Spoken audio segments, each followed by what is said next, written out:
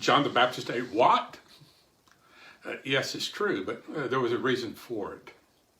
Hi, my name is Carl Miner. I'm the pastor of Christ Reformed Baptist Fellowship. Now I'm taking my congregation through the Gospel of Mark, and I thought perhaps you'd like to listen in too. We're looking here at the story of John the Baptist, and today we're looking at living on purpose. One verse today, Mark chapter 1, verse 6. Now John was clothed with camel hair and wore a leather belt around his waist and ate locusts and wild honey. In Mark's opening description of John the Baptist, he makes sure that the reader knows what he wore and what he ate. Camel hair suits and eating locusts were strange attire and a diet even for first century Judea. But no question that John purposely chose his wardrobe and diet to encourage the flocking crowds that were coming to see him to think back to the prophets of old, prophets like Elijah and Ezekiel. When they saw John, they were thinking Elijah or Ezekiel. When they heard John, perhaps they were thinking of the words of Elijah or Ezekiel.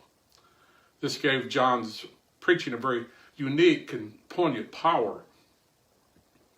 But dressing like Fred Flintstone and munching on locusts were deliberate choices by John to help him fulfill his mission of making straight the way of the Lord. Because John was crystal clear in his purpose, even the most mundane choices of the day, what to wear, what to eat, became means by which to fulfill his calling.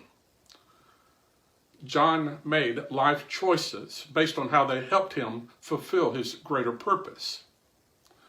The Apostle Paul knew something of this also. Paul's great concern was the glory of God. Therefore, he summed up his life in one question: how will this help glorify God? This attitude is summed up in 1 Corinthians chapter 10, verse 13, where he says, "Whether then, whatever you do, whether you eat or drink, do all for the glory of God." John the Baptist and Paul gives us a practical description of the Christian life. It is lived out choice by choice. When we think of living for God, we tend to think of it as one great decision where we wrap our entire lives and then just give it to God and turn around and walk away. But that's not how the Christian life is. Imagine the Christian as a poker player. Sorry, Baptist. In his life, in the totality of his life are his chips. He has a great sum of chips before him, a great mountain of chips. And at the moment he gives his life to Christ, he pushes the chips into the center of the table. He goes all in for God. But then he just doesn't walk away. No, something very special happens. God then gives his chips, he gives his life back to the Christian.